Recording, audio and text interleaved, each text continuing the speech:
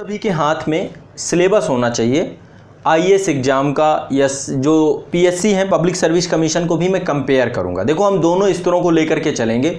आप किसी भी स्तर में जाएं तो ये महसूस ना करें कि आपको सिलेबस को समग्रता से नहीं करवाया गया। आज तक हमने जो भी विषय वस्तु को करवाया है समग्रता से करवाया है। तो पर्यावरण विषय वस्तु चूँकि मैं प्रारंभ कर रहा हूँ तो इसको समग्रता से कराऊँगा। जैसा कि आप जानते हैं कि जब कोई विषय वस्तु मैं प्रारंभ करता हूँ तो प्रयास मेरा यही रहता है कि कुछ छूटे ना, चीज़ें अच्छे से हो, कोई भी चीज़ बचे ना, है ना। तो उसी प्रयास में आज जो है मैं क्लास प्रारंभ कर रहा हूँ। सबसे पहले आप अपना पाठ्यक्रम आपके पास हो तो आप लोग प्रारंभ ओपन कर लीजिए, है ना। और सबसे पहले इन्वायरमेंट की भूमिका क्या है, पर्यावरण। देखो टॉपिक आपका क्या है, पर्यावरण। पर्यावरण एवं पारिस्थितिकी, ठीक है। पर्यावरण एवं पारिस्थितिकी ये आपका पूरा का पूरा पाठ्यक्रम और सिलेबस में है। तो जैसा कि आपको पता है कि दो महत्वपूर्ण चरण हैं आपके, पहला है प्रारंभिक परीक्षा और दूसरा है मुख्य परीक्षा। तो प्री में पर्यावरण और मुख्य मेंस में पर्यावरण, इन दोनों को समझने का प्रयास करेंगे। प्री में पर्यावरण का क्या रोल है और मेंस में पर्यावरण को क्या रोल है, इसको भी समझने का प्रयास करेंगे।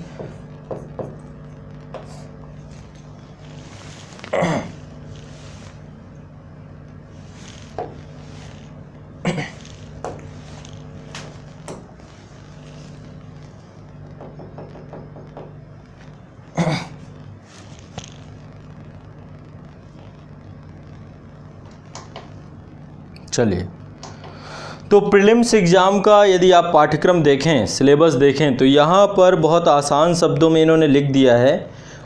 यदि आप देखेंगे ये शायद 5वां पॉइंट है और इसमें लिखा हुआ है पर्यावरण एवं पारिस्थितिकी। आपके प्रीलिम्स के सिलेबस में इन्होंने एक विषय वस्तु को लिखा है पर्यावरण एवं पारिस्थितिकी, ठीक है। और इसमें इन्होंने ये भी लिखा है कि जैव विविधता और जलवायु परिवर्तन संबंधी सामान्य मुद्दे, जैव विविधता एवं जलवायु परिवर्तन संबंधी सामान्य मुद्दे, ये विषय वस्तु लिखा है जिसके लिए विषयगत विशेषज्ञता की आवश्यकता नहीं है। यानी जनरल स्टडी का पेपर है तो यहाँ पर जनरल स्टडी में हमें सामान्य जानकारी ही चाहिए होती है, तो सामान्य जानकारी ही हम देखेंगे, उसी की हम चर्चा करेंगे। अब चलते हैं मेंस के प्रश्न पत्र। तो प्रीलिम्स में तो स्वाभाविक सी बात है 2 लाइनों पे ही लिखना बनता है, बहुत बड़े स्तर पे सिलेबस को डिस्कस नहीं किया गया प्रीलिम्स में। तो अब मेंस में चलते हैं, मेंस में इसको समझते हैं। हाँ, तो यहाँ पर आपका है पर्यावरण एवं पारिस्थितिकी। विषय वस्तु को एक बार हम लोग देख लेते हैं। पर्यावरण एवं पारिस्थितिकी,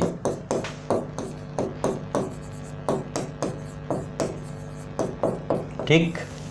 तो यहाँ पर हमें समान अध्ययन के दृष्टिकोण से ही पढ़ना है, हमें ना तो ज़्यादा पढ़ना है ना तो कम पढ़ना है, ठीक है। विषयगत विशेषज्ञता की आवश्यकता नहीं है। इसमें जो टॉपिक आपके सिलेबस में डिस्कस किए गए, पहले वो की पॉइंट की बात करते हैं। जैसे जैव विविधता, ये की पॉइंट आपका दिया गया है प्रीलिम्स के सिलेबस में। विविधता, अभी मैं मेंस का सिलेबस भी देख लूँगा। जैव विविधता, जलवायु परिवर्तन, दूसरा की पॉइंट दिया गया है। ये की पॉइंट होते हैं आपके सिलेबस में, बहुत सारे की पॉइंट दिए गए हैं। जलवायु परिवर्तन, ये भी एक की पॉइंट है। इसके बाद आपका इसी में दिया गया है, हाँ ठीक है। अब चलते हैं मेंस के सिलेबस में। मेंस के सिलेबस में यदि आईएएस की बात करें तो आईएएस में जीएस का प्रश्न पत्र तीसरा है, सामान्य अध्ययन का प्रश्न पत्र तीसरा है, और वहाँ पर पर्यावरण की बात की गई है। तो चलिए वहाँ पर चल करके एक बार हम लोग देख लेते हैं। सिलेबस आप लोगों के पास होगा, यदि नहीं होगा तो ग्रुप में मैं साझा करवा दूंगा आप लोगों के, तो आप एक बार पाठ्यक्रम को अपने स्तर पर देख लीजिएगा और प्रयास ये करिएगा। जो मेंस में है, मेंस में जो की पॉइंट दिए गए हैं, जैव विविधता एवं पर्यावरण, तो जैव विविधता ही है। तो इसमें क्या है, सबसे पहली चीज है कि जो संरक्षण की बात होती है, जो पर्यावरण और पारिस्थितिकी के साथ साथ जैव संरक्षण की बात है, या फिर जितने भी है ना, किस तरीके से पर्यावरण से उपस्थित जितने भी कारक हैं उनका संरक्षण किया जाता है, इससे जुड़ा हुआ प्रश्न भी आपके लगातार पूछते हैं। तो ये की पॉइंट दिया गया है, तो देखो की पॉइंट देख लेंगे तो हमें इन पे फोकस ज्यादा करना है और इनको प्राइमरी तौर पे लेके चलना है। एक टॉपिक है आपका पर्यावरण प्रदूषण, पर्यावरण प्रदूषण, ये टॉपिक भी आपका की पॉइंट के तौर पे है। और इसके बाद पर्यावरण अवनयन, इन्वायरमेंटल डिग्रेडेशन, पर्यावरण अवनयन, अवनयन, यानी कि ये भी पॉल्यूशन और यही पर्यावरण कैसे, तो इसी से जुड़ता है अवनयन। ठीक है, ये भी की पॉइंट ही है। इसके बाद पर्यावरण का प्रभाव, पर्यावरण प्रभाव एवं आकलन, प्रभाव एवं आकलन, आकलन है ना। इसके बाद इसी के साथ एक टॉपिक जुड़ता है आपदा प्रबंधन। आपदा और आपदा प्रबंधन, ये विषय वस्तु, देखो एक चीज़ समझिए, पर्यावरण वैसे ज्योग्राफी की विषय वस्तु है, ज्योग्राफी का ही एक पूरा टॉपिक है, भूगोल की ही विषय वस्तु है, लेकिन अब समसामयिक परिस्थितियों में अपना एक स्वतंत्र प्रभार भी रखता है। ये एक इंडिपेंडेंट सब्जेक्ट के तौर पर भी बन के उभरा है ना। आज़ादी के बाद, स्वतंत्र द्वितीय विश्व युद्ध के बाद, द्वितीय विश्व युद्ध के बाद जब यूनाइटेड नेशन का गठन हुआ, उसके पश्चात ही या फिर ये कहें, इससे भी थोड़ा सा और पहले ले चलता हूँ आप लोगों को, औद्योगिक क्रांति, आप लोगों ने सुना होगा इंडस्ट्रियल रेवोल्यूशन, है ना। चलो थोड़ा सा 2 मिनट में मैं बातें करता हूँ, फिर चर्चा करते हैं। औद्योगिक क्रांति, औद्योगिक क्रांति, इसका ही प्रभाव है पर्यावरण प्रदूषण और ये जो पर्यावरण इन्वायरमेंटल डिग्रेडेशन है। इसमें एक टॉपिक और यहाँ पे ऐड कर देते हैं जिसका नाम है, यहाँ जलवायु परिवर्तन है, इसी में ग्लोबल वार्मिंग यानी वैश्विक तापन, एक टॉपिक ये भी जोड़ देते हैं। वैश्विक तापन, अभी बहुत सारे टॉपिक मैं आपको बताऊंगा जो मैं आपको क्रम से पढ़ाऊंगा। वैश्विक तापन, ग्लोबल वार्मिंग, है ना, ये सब इसी का ही पूरा का पूरा विषय वस्तु इसी से जुड़ता है। तो औद्योगिक क्रांति के परिणाम स्वरूप ही पर्यावरण में पर्यावरण अवनयन जैसी समस्या का जन्म हुआ, अवनयन जैसी समस्या का जन्म हुआ। अब देखो, मानव सिर्फ एक छोटा सा घटक है पर्यावरण का। मानो जैसे बहुत सारे तत्व हैं, है ना, जैविक तत्व हैं, अजैविक तत्व हैं, वो सारी चीज़ें हम समझेंगे कि क्या क्या एलिमेंट्स हैं, क्या क्या कंपोनेंट्स हैं, वो चीज़ें हम समझेंगे पर्यावरण की। लेकिन मानव ने पर्यावरण के को प्रभावित करने में सबसे महत्वपूर्ण भूमिका निभाई है। कैसे भूमिका निभाई है? इंडस्ट्रियल रेवोल्यूशन करके, औद्योगिक क्रांति। अब औद्योगिक क्रांति है क्या? ये चीज़ आपने खूब पढ़ी होगी कि 1780 में औद्योगिक क्रांति प्रारंभ होती है, यानी 18वीं शताब्दी के उत्तरार्ध में। कहाँ पे? इंग्लैंड में। विश्व इतिहास में आपने ये चीज़ पढ़ी होगी, इंग्लैंड में, है ना। औद्योगिक क्रांति प्रारंभ होती है और औद्योगिक क्रांति में होता कुछ नहीं। औद्योगिक क्रांति क्या है? कुछ नहीं है, सिर्फ 2-3 शब्द हैं जो आप समझ लें। व्यापार प्रणाली में एक परिवर्तन हुआ 1780 के दशक के बाद से। व्यापार प्रणाली में एक परिवर्तन हुआ, प्रणाली में एक परिवर्तन हुआ। कैसा परिवर्तन हुआ बताइए? व्यापार प्रणाली में एक ऐसा परिवर्तन हुआ जिसमें उत्पादन एवं व्यापार, उत्पादन एवं व्यापार में अप्रत्याशित क्या हो गया? अप्रत्याशित वृद्धि हो गई। अचानक से इतनी तेजी से उत्पादन और व्यापार बढ़ गया, यही तो औद्योगिक क्रांति, और कुछ नहीं। इतनी 2 शब्दों की परिभाषा है, ठीक है। तो औद्योगिक क्रांति क्या है? कुछ नहीं, व्यापार प्रणाली में एक परिवर्तन है। कैसा परिवर्तन है? कैसा परिवर्तन है? और यही परिवर्तन आगे जा करके इसको भी जन्म देगा। कैसा परिवर्तन है व्यापार प्रणाली में? पहले व्यापार प्रणाली में देखिए होता क्या था। पहले आपको पता है कुटीर उद्योग, है ना, घरेलू उद्योग, घर पे ही घरेलू उत्पादन प्रणाली थी। मैं इसको दूसरे शब्दों में कहूँ तो घरेलू उत्पादन प्रणाली थी, उत्पादन प्रणाली थी, ठीक है। यानी कि जो भी रॉ मटेरियल मिलता था प्राइमरी सेक्टर से, घरों में ही उसको प्रोसेस्ड कर करके उसको आवश्यकता की वस्तु बना लिया जाता था।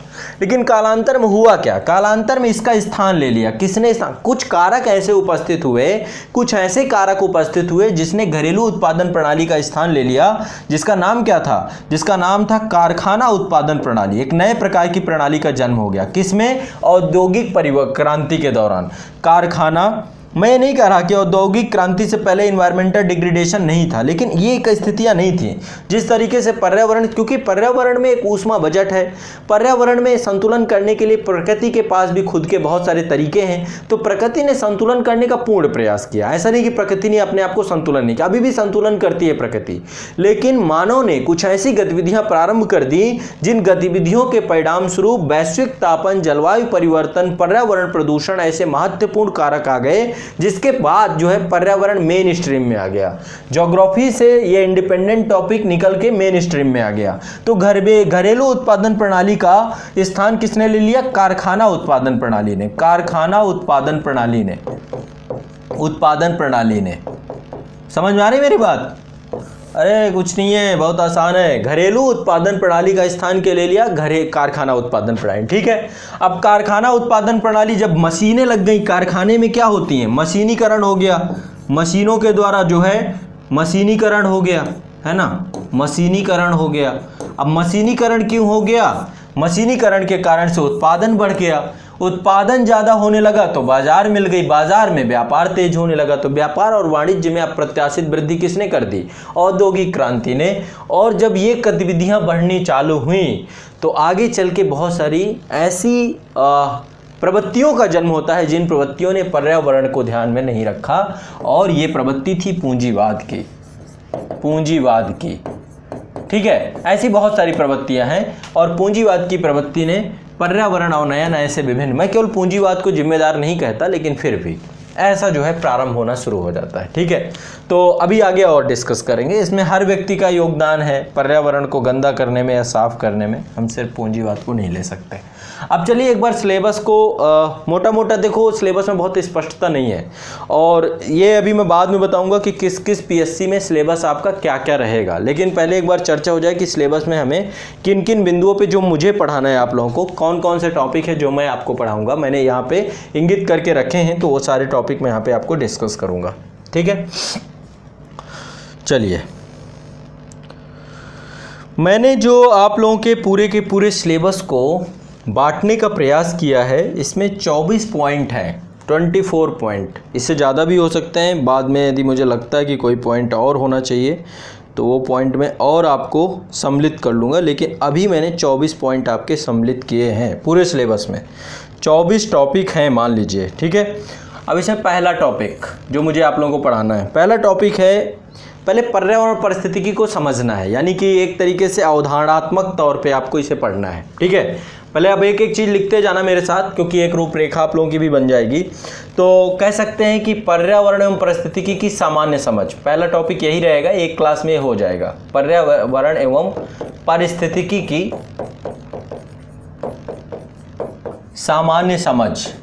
पहला तो पॉइंट आपका यही रहेगा, है ना, कोई दिक्कत नहीं है। दूसरे पे चलते हैं, दूसरा टॉपिक आपका रहेगा पर्यावरणीय जागरूकता। एक नया टॉपिक है ये भी मैंने इस पे रखा है, ये बहुत ज़रूरी है। अब देखो इसमें बहुत सारी चीज़ें रहेंगी, यदि ये वाला टॉपिक पे आप जाओगे तो इसको मैंने सब टॉपिक में विभाजित किया है ना। पहला है कि पर्यावरण क्या है, परिभाषा की बात है, परिस्थितिकी क्या है, परिभाषा बताइए, पर्यावरण विज्ञान क्या है, दोनों के मध्य अंतर क्या है, पर्यावरण के क्या अवयव हैं, पर्यावरण के क्या तत्व हैं, पर्यावरण के अध्ययन का क्या महत्व है, पर्यावरण के अध्ययन का विस्तार क्षेत्र क्या है। जब मैं एक एक टॉपिक पढ़ाऊंगा तो फिर उतने सेक्शन में बांट करके फिर आपको मैं आगे का पढ़ाऊंगा। पहले मैं मेन टॉपिक आप लोगों को लिखवा देता हूं, पर्यावरणीय जागरूकता, वर्णीय जागरूकता। ठीक है, ये दूसरा टॉपिक है। तीसरे टॉपिक की बात करें तो तीसरे में आएगा पर्यावरण पे बहुत सारे यूनाइटेड नेशन है, बहुत करंट का टॉपिक, देखो इसमें करंट का बहुत बड़ा योगदान है, अभी वो मैं बाद में चर्चा करूंगा। पर्यावरण पर संयुक्त राष्ट्र सम्मेलन,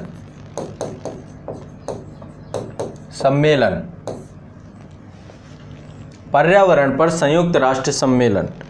इसके बाद अगला टॉपिक आपका आएगा सतत विकास। ये शब्द आपने बड़ा सुना होगा, सतत विकास, यानी हमेशा रहने वाला विकास। ऐसा करना है हमें जो हमारे आने वाली पीढ़ियों पे के लिए भी रहे। ऐसा न रहे कि हम प्रकृति का ऐसा उपभोग करें कि जो आने वाली पीढ़ियों के लिए विनाशकारी रहे और प्रकृति खत्म हो जाए, तो ये भी जो है।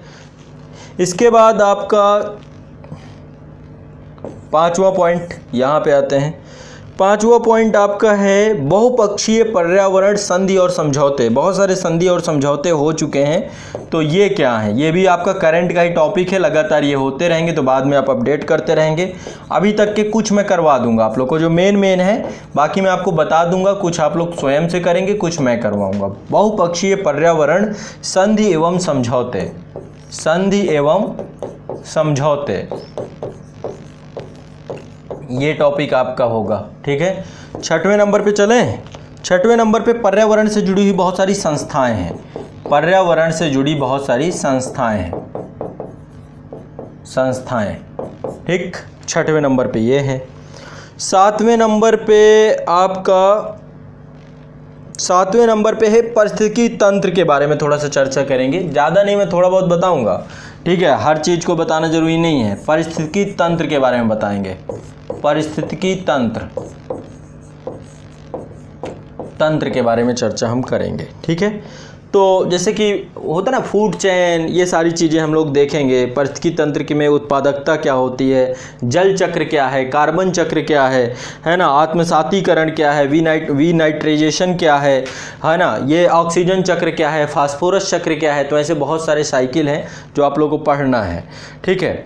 और इसी में पारिस्थितिकी निकेत और इनके बारे में भी चर्चा मैं करूँगा, ठीक है। अभी आप लोग पढ़ेंगे उसके बारे में।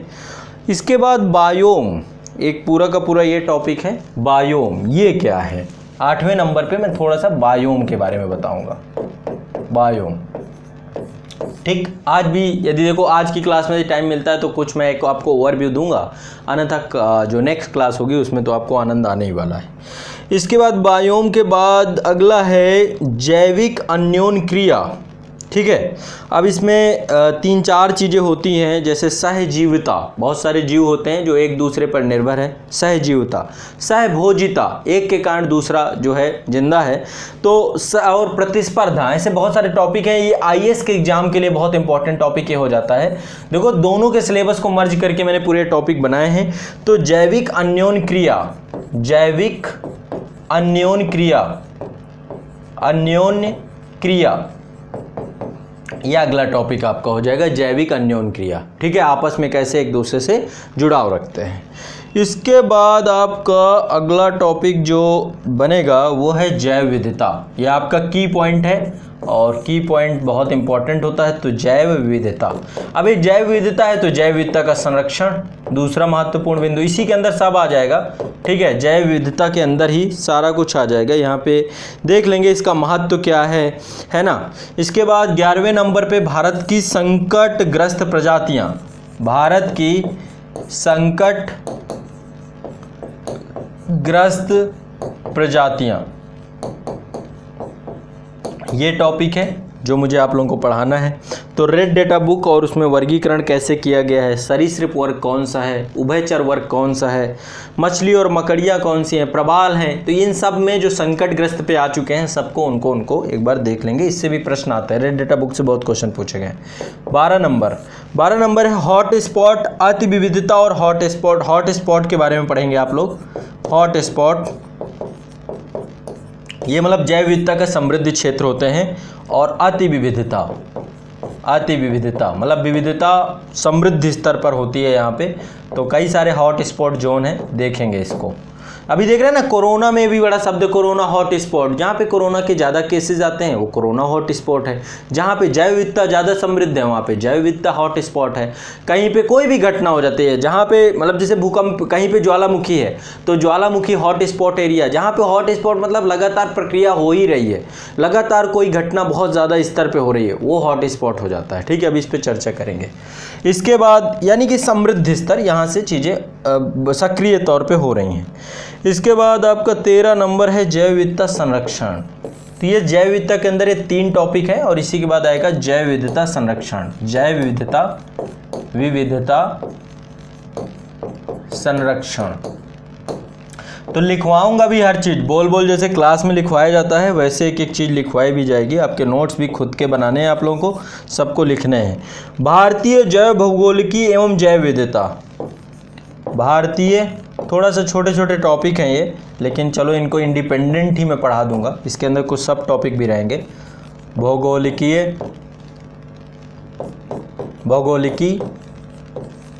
एवं जैव विविधता, ठीक। ये इतना लिख लिया, बताते जाओ भाई, इतना लिख लिया आपने, फिर आगे मैं बढ़ूँ, ठीक है। अभी आपके 24 टॉपिक आइडेंटिफाइड किए हैं, और यदि आपको लगता है कि इनमें कि इसके बावजूद भी कोई और टॉपिक करवाने हैं तो मैं ज़रूर कर दूंगा, ठीक है।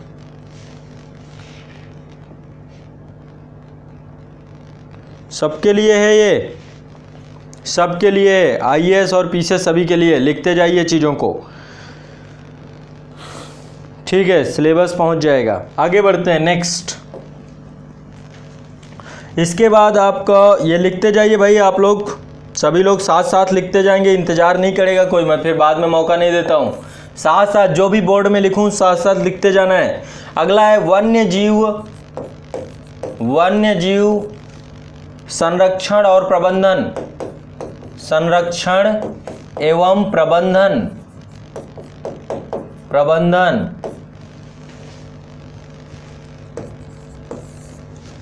अगला है आर्द्र भूमि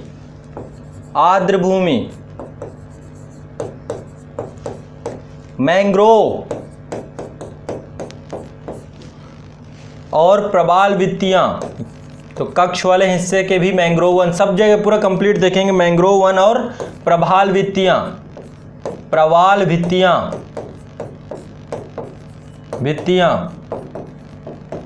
ठीक है। 17 नंबर, जैव विविधता सम्मेलन, बड़ा करंट का टॉपिक है, इससे बहुत प्रश्न आते हैं। सम्मेलन, जैव विविधता सम्मेलन, आमतौर पे बहुत सारी जगहों पे या फिर बहुत सारी पुस्तकों में केवल आप इस चीज़ को ज़्यादा देखेंगे। कुछ लोग केवल ये पढ़ के उनको लगता है कि उन्होंने इन्वायरमेंट के बारे में समझ लिया। तो इन्वायरमेंट का सिलेबस बड़ा आसान इतना नहीं है कि बहुत ज़्यादा दिक्कत है, लेकिन मुद्दा यही है कि अब आप लोग इसको सही तरीके से यदि डिकोडिफाइड कर पाएँ, समझ पाएँ तो आसान हो जाएगा। एवं मसौदे, ठीक है। 18 नंबर, इसमें क्या करेंगे, इसमें है जैव विविधता अधिनियम, नीतियाँ और कार्यक्रम। ये सम्मेलन था, अब इस सम्मेलन के परिणाम स्वरूप बहुत सारे क्या बने हैं, जैव विविधता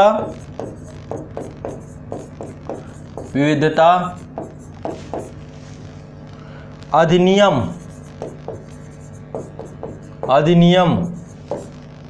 नीतियाँ, बहुत सारी पॉलिसी बनी है, नीतियाँ और कार्यक्रम,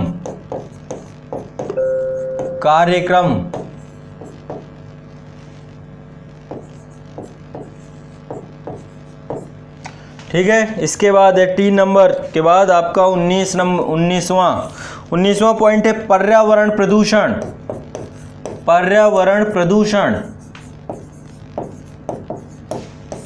और समस्याएं। ये आपके मुख्य पॉइंट यही हैं, समस्याएं। इसके बाद 20 ओजोन क्षरण, ओजोन परत वाला मुद्दा है ना, CFC वगैरह का, तो उसे समझेंगे हम लोग, ठीक है। इसके बाद इसको लेकर सब पढ़ेंगे कि उपाय क्या है, कारण क्या है, ये सब चीज़ों को समझते चले जाएंगे। इसके बाद मरुस्थलीकरण टॉपिक है, नेक्स्ट टॉपिक है मरुस्थलीकरण और भूक्षरण, कैसे इसे कम करना है, ये चीज़ें भी सब देखेंगे। ये हो गई 21 तक। 22 वायुमंडलीय भूरे बादल, ठीक है। तो इसमें बेसल मानक्स भी देखेंगे और BS4, ये जो पूरे के पूरे इसको लेकर के अभी BS4 BS6 आने वाला है ना, गाड़ियों के मानकों को लेकर के, तो BS4 BS5 BS6, भारत ने BS4 के बाद सीधा BS6 अपनाया है। तो ये जितने भी नॉर्म्स हैं, नॉर्म्स को भी समझेंगे यहाँ पे। अगला है 22 पे है आपका वायुमंडलीय भूरे बादल,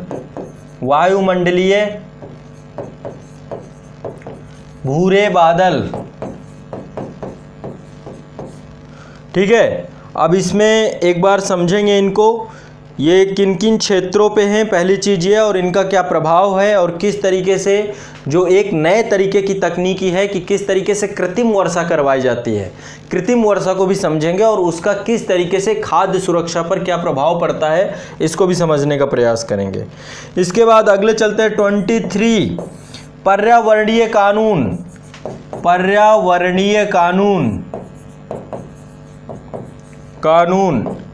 नीतियाँ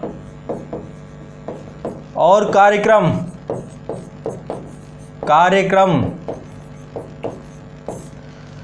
23 के बाद अंतिम है आपका 24 24 में आप लिख लीजिए ग्लोबल वार्मिंग और जलवायु परिवर्तन। अगला टॉपिक है आपका 24, उसमें लिख लीजिए ग्लोबल वार्मिंग और जलवायु परिवर्तन। ग्लोबल वार्मिंग और जलवायु परिवर्तन, वैश्विक तापन और जलवायु परिवर्तन। तो ये हो गए 24 पॉइंट मैंने आपके बनाए हैं। अब मुझे आप लोग बताओ, यदि थोड़ा सा भी आप लोगों को लगता है कि इसमें से कुछ टॉपिक और होने चाहिए, मेरे ख्याल से लगभग सभी हो गए, लेकिन अब आप एक बार मुझे बता दो। 24 के 24 लिख गए आपके, ठीक है, 24 के 24 टॉपिक लिख गए। 24वां टॉपिक क्या था आपका? वैश्विक तापन एवं जलवायु परिवर्तन। वैश्विक तापन एवं जलवायु परिवर्तन 24 था आपका वैश्विक तापन एवं जलवायु परिवर्तन।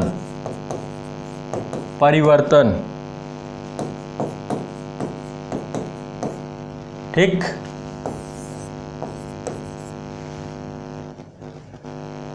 ठीक, ये हो गए आपके लगभग सारे टॉपिक। इन्हीं टॉपिक पे हमारी एक व्यापक चर्चा प्रारंभ होगी, अब चलेगी। और यही टॉपिक अब देखो, एक इसके लिए ये सिलेबस जो आपका था, सिलेबस के आधार पे ही मैंने 24 टॉपिक बताए हैं। इसके अतिरिक्त भी यदि कुछ ऐसा होता है, क्योंकि इसके अतिरिक्त मुझे लगता नहीं कि इससे बाहर कुछ है, लेकिन इसके अतिरिक्त भी कुछ होता है तो एक और टॉपिक बना लीजिए 25वां विविध में कुछ भी जो भी बचेगा उसको कर लेंगे। मान लो कुछ भी रह जाता है, यदि नहीं होगा तो मिसलिनियस में कुछ नहीं होगा। तो इस तरीके से आपके इन्वायरमेंट में ये पूरा टॉपिक आप जब पढ़ लेंगे तो इन्वायरमेंट के फिर प्रश्न आपके गलत नहीं होंगे। अब 2 काम आपको करना, ये काम तो देखो मेरे हो गए, मैं ये सारी चीज़ें करवाऊंगा आपको साथ साथ, लेकिन सिर्फ मेरे भरोसे, खुद के भरोसे रहना है, भगवान भरोसे नहीं रहना, आपने खुद के भरोसे रहना है, खुद के भरोसे रहना है, भगवान भरोसे नहीं रहना, ध्यान में रखना। भाग्यवादी नज़रिया नहीं होना चाहिए, बैसाखी नहीं बनना मुझे आपकी। तो सेल्फ स्टडी करना है। सेल्फ स्टडी में मैं एक बुक आपको बता रहा हूँ, ये भी साथ साथ मेरे आप करेंगे। एक बुक आपको बता रहा हूँ जिसे आप करेंगे, ठीक है, ज़्यादा कुछ नहीं बता रहा हूँ, बहुत एक आसान बुक बता रहा हूँ आपको। ये आती है परीक्षा वाणी की एक बुक आती है, पारिस्थितिकी एवं पर्यावरण। परीक्षा वाणी की एक बुक आती है पारिस्थितिकी एवं पर्यावरण, तो ये पढ़ेंगे आप, पारिस्थितिकी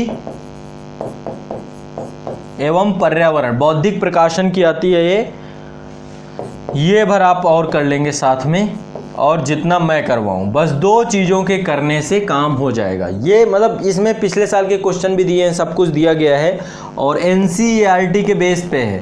वैसे एक NCERT आती है पर्यावरण बोध, क्लास 7th की है मेरे ख्याल से, तो पर्यावरण बोध है, लेकिन अब NCERT आप लोग पढ़ेंगे नहीं, है ना।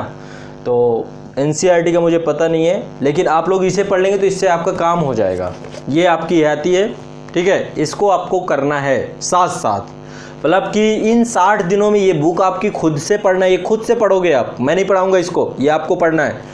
तो मैं जो भी पढ़ाऊंगा मेरे खुद के नोट्स हैं, मैंने खुद जिस पे काम किया वो पढ़ाऊंगा आपको। आपका काम क्या होना चाहिए? आपका काम होना चाहिए पर्यावरण एवं पारिस्थितिकी, ठीक है। कुछ लोग लेट आ रहे हैं क्या, अभी आ रहे हैं क्या, है ना, अभी मैं उनसे बात करूंगा, रुक के रहिएगा, ठीक है। यहाँ पे ये आपका इतने टॉपिक आपने आइडेंटिफाइड कर लिए। अब इतने टॉपिक पे ही हमारी प्रॉपर चर्चा होगी। इतने टॉपिक को मैं क्रम से लेकर के चलूँगा, एक एक बिंदुवार सबको समझाता जाऊँगा, कोई भी टॉपिक आपका बचेगा नहीं। अभी आप लोग के ऊपर है, प्रॉपर नोट्स मेरे साथ बनाते चलेंगे तो कल से आपकी विषय वस्तु चालू होगी। कल से मैं टॉपिक वाइज एक एक टॉपिक लूँगा और आपको कंप्लीट कराता हुआ चला जाऊंगा। तो कल से प्रॉपर हमारी बाकी की विषय वस्तु चालू होगी। अब आप मुझे एक बार जो भी कोई डाउट हो, कोई प्रश्न हो किसी का, किस तरह की किसी को कोई दिक्कत हो तो आप लोग पूछ सकते हैं, है ना। अब आप मुझसे कोई भी प्रश्न हो तो आप पूछ सकते हैं।